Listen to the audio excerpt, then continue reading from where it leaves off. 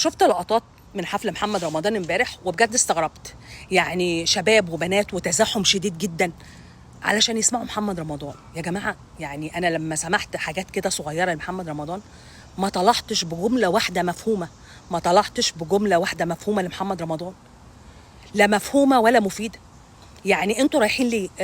رايحين عشان الرقص اكيد، رايحين علشان تقعدوا تمليطوا وتخيصوا وتتلامسوا ببعض اكيد، لان احنا ما شفناش غير كده، ما شفناش غير تحرش وتلامس وتنطيط ورقص، وواحد واقف عريان على المسرح بيكمل لبسه على المسرح، اللبيسه طالعه تكمل له لبس على المسرح. يعني بجد ايه اللي احنا بقينا فيه ده؟ ايه ده؟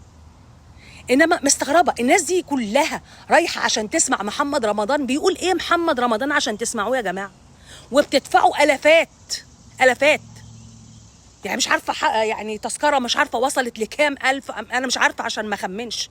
يعني انا اعرف ان شيرين في تذكره وصلت ل 600 الف، محمد رمضان ما اعرفش، لكن اكيد حاجه مقاربه لكده. يعني مستغربه جدا، في اطفال طالعه تموت عشان 100 و200 جنيه في اليوم، وفي ناس رايحه يعني الساحل علشان تدفع مئات الافات، مئات الالاف عشان تسمع محمد رمضان. ده بجد.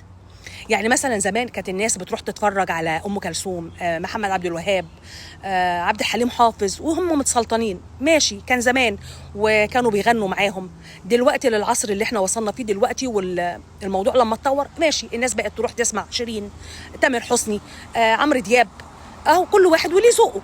بس على الاقل دول بيقولوا حاجه تتسمع، بيقولوا حاجه مفهومه. ممكن تسرح مع اغاني شيرين وتغني معاها، تسرح مع اغاني تامر حسني وتتنطط معاه، تمام تمام.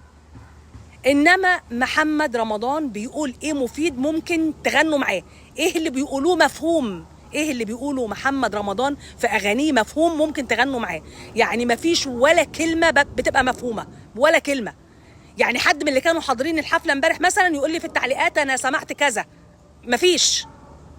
ده شويه ناس بترقص وشويه ناس بتتنطط وشويه ناس بيتحرشوا ببعض وخلاص على كده. طب بدل ما تروحوا حفله محمد رمضان وتدفعوا الافات، يعني خلاص روحوا نايت كلاب وهي رقص هناك وخلاص على كده.